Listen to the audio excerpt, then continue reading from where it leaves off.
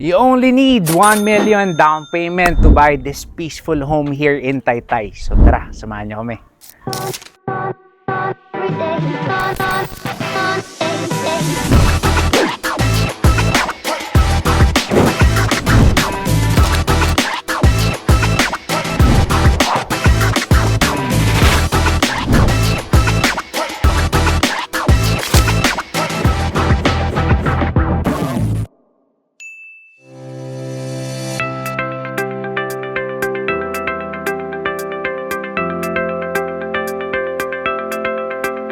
We're here inside Monteverde Executive Village in Taytay, Rizal, and we're standing on a 141 square meter lot area with a floor area of 170.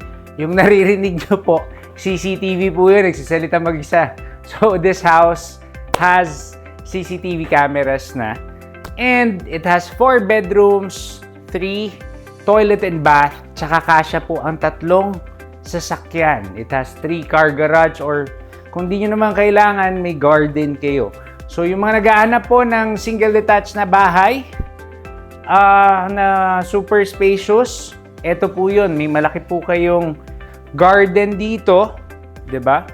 So mamaya po papasok tayo sa loob, pero ang laki po kasi ng outdoor area nito. Pero ang kagandahan po, yung 2 car garage natin, meron na rin sariling bubong. Diba? So, ito po ang ating main door coming from the 2 car garage. Meron pa rin tayong pocket garden in front of your house. Ang kagandahan po kasi, with this specific house, nasa Taytay ka lang pero parang nasa Tagaytay. Although medyo substantial po yung travel time from the gate. Siguro mga 2 kilometers to, mga 2.5 kilometers from the gate. Pero ang ganda po, ang tahimik. So yung mga work from home lang naman, nag-start ng family, ang ganda po nitong bahay na to. And it's really on the affordable side para sa single detached. Welcome to your new house. So pagpasok po, this is our living area. Meron na rin po kayong specific lalagyanan ng TV. So ang ganda na rin, meron na rin siyang backlight. And then ang kagandahan po sa gantong may designated TV rack kayo, nakatago na po lahat ng mga wires sa TV. So, dyan na po dadaan. Then, this is your 4 po ito na power socket. And then, you also have this hanging cabinet for your other things na kailangan, di ba? Yung mga speakers nyo, pwede rin dyan. And then, coming from the living area, meron pa kayong a little bit of space here na meron pang painting. Sino nga ba? Sinabi sa akin yung painting eh. This painting is worth about 800,000-900,000. Sorry po hindi po ako art guy. So, hindi po kasama sa bahay ito. Pero kung gusto nyo po at nagustuhan nyo, I think nasa ganun po yung ballpark figure niya, nasa 800,000. And then, coming from our living area, this is our kitchen and dining. Actually, dining muna. Dining would probably be here. Yan, maglagay po kayo ng dito. Pwede rin naman dito. Yan, pwede rin dito. Although pwede rin doon kasi meron kayong sliding glass door papunta sa inyong lanay/garden. So, pwedeng isang ganon, yung dining area nyo. And then, this is your kitchen. So, yung ganda ng kitchen. Yung bahay po is fairly simple, pero ang ganda kasi, alam mo yun, hindi naman lahat magarbo yung gustong bahay, di ba? Yung iba simple lang, tahimik. Ito po yun. This is the house. So, meron na rin po tayong kitchen cabinets. We have a range hood here. So, dito po kung magko-cooktop and oven kayo, dito po yung lalagyanan natin. And aside from the range hood, meron pa kayong sliding windows dito para makatulong po sa exhaust. And, of course, may natural light pa rin tayo. And then, this is your sink and faucet. Meron din pong sliding window papunta sa, kadugtong ng ating service kitchen outside, which we will go later. So, sobrang useful lang. Actually, yung cabinets nyo po, may mga pull-outs pa. Diba? Pull-out ba to? Ah, yes. There's pull-out. Dito po yung lalagyanan ng plato. Tapos meron na rin siya nung, kumbaga yung drain. Parang floor drain nung sa plates natin. So, pinag-isipan po. Even if it's just, kumbaga, not too big of a house, pero kung isa lang naman yung anak nyo, dalawa yung anak nyo, this is a 4-bedroom house, di ba? And napaka-spacious nung lote mo, 141. Di ba? This is your door going to the service area. Mamaya na po natin puntahan yan. Ang kagandahan po with this house, meron siyang ground floor bedroom. Yan. So, this is our ground floor bedroom. More or less to mga 2.5, mga 7 to 8 square meters. Meron ka ring sliding windows naman dito on this side na service area yung view natin. So, pwede rin itong maging maid's room nyo kung kailangan nyo ng staff room. Pero kung may elderly kayo, pwedeng-pwede dyan. Coming from our ground floor bedroom, katabi lang naman yung inyong first toilet and bath. Yan. Actually, hindi naman din siya sobrang laki. Pero this is already 1.2, probably 1.3 meters by 2 meters, 2.5. And then, kumpleto na rin siya. You have the rain shower, you have the bidet, you have this one. Let's just close this one. So, very, kumbaga, useful lahat. Kumbaga, pinag-isipan lahat. Although, syempre, if you want a nicer, kumbaga, fixtures for your house, meron naman po kayong leeway para magawa po yun. Kasi, medyo affordable po itong house na to. So, yung upgrades, pwede na po nating idagdag on top of that. Ang kagandahan pa po doon, kasi po medyo marami nagagalit sa amin dun sa isang video namin. 1 million lang yung kailangan for the rancho house. This one din, 1 million lang kailangan. Guys, just to explain to you, yung po yung kailangan yung down payment para mabili po yung bahay. Kasi out of siguro 10 clients, usually isa lang naman po yung cash buyer dun. So, wag po nating limitahan na wala akong 17 million, wala akong 11 million, hindi ako makakabili ng bahay. Makakabili po kayo ng bahay, tutulungan po namin kayo. This is the service area. Maganda sa service area, may bubong na rin siya. Kadugtong po ito nung ating lanai/garden.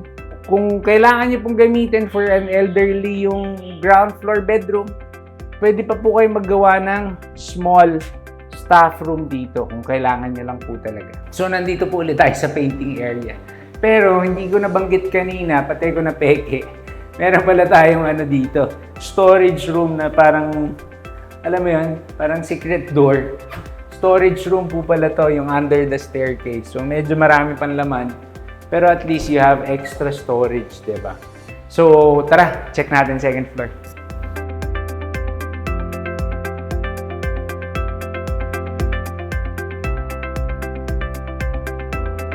Welcome to our second floor. Meron agad tayong bedroom dito. So, unahin na natin to. This is the master bedroom.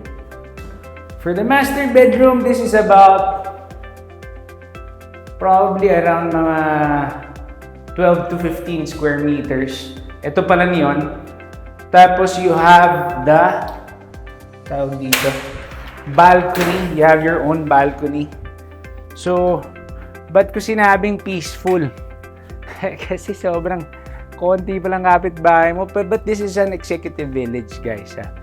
Pero, ang ganda, ang tahimik. Tapos kung work from home naman kayo, VA or yung mga pwedeng remote work, napakaganda nito. Ang tahimik pero ang lapit mo pa rin kasi may access to papuntang C6. Malapit na ng C6 or Cainta, di ba? If you want to go to BGC, siguro mga an hour siguro. 1 hour going to BGC. Hindi naman kayo sasabay sa traffic sa Ortigas eh. So, yun, sobrang tahimik. And meron na rin siyang globe fiber na yung internet connection na available. And then the master bedroom, syempre meron kang walk-in closet. O diba? Social, may walk-in closet pa. Although syempre pwede nyo pa siyang i-maximize, pwede nyo dagdagan, or pwedeng eto na yung vanity area ni Mrs. Tapos yung gantong closet, may door ka na kasi for the walk-in. Kaya usually wala na siyang door dito. Nakakatipid din yan ng space, guys. Tip yun from one of our architects. And then this is your master's toilet and bath. O ha, diba? O, meron ka pa rin ganito. Your hanging sink and faucet.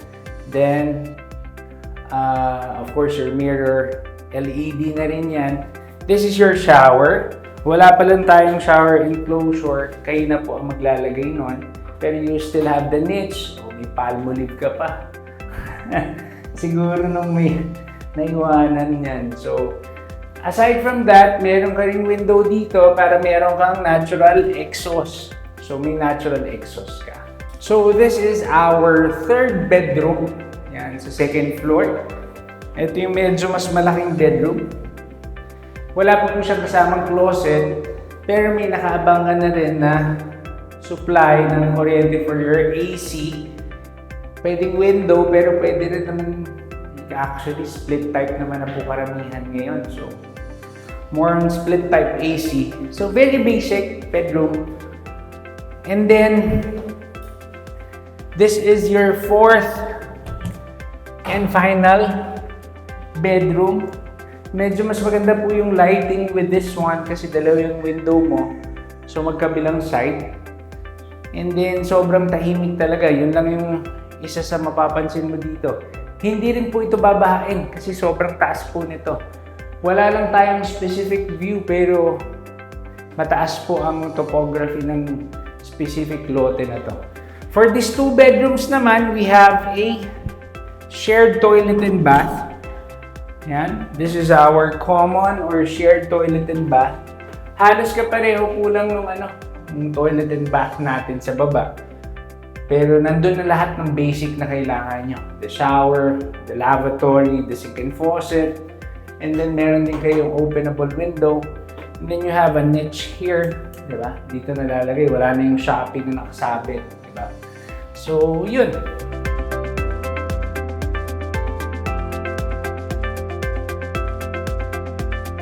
Quick recap lang tayo guys for this amazing, peaceful 4-bedroom home here in Monteverde Executive Village in Taytay, Rizal. So this house stands on a 141 square meter lot area with a floor area of 170. It has 3-car garage, 4 bedrooms, 3 toilet and bath, and napakatahimik po. Very minimal po ang inyong neighbors. So, kung naghahanap po kayo ng tahimik na lugar, hindi binabaha, accessible pa rin naman sa Metro Manila, so this might be the house for you. And the best part is, 1 million down payment lang po ang kailangan natin for this amazing house. And the selling price is just 11.5 million or 11.5 million pesos. So, if you want to know more, if you want to see this property, please contact us on the numbers below. Don't forget to follow us on our social media pages, RV Realty PH and I Am Realtor RV para po sa mga vlogs natin sa ating mga clients. So, yun lang. Maraming salamat. God bless and see you on the next one.